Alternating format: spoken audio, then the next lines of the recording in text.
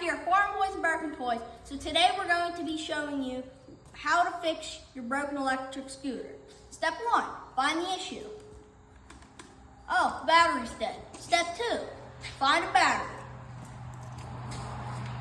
Hopefully my dad won't miss this one.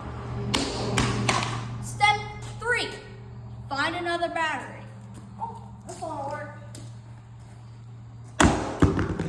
Step 4, find another battery.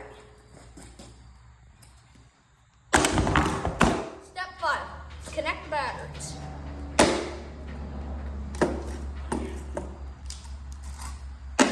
Step 6, connect the terminal.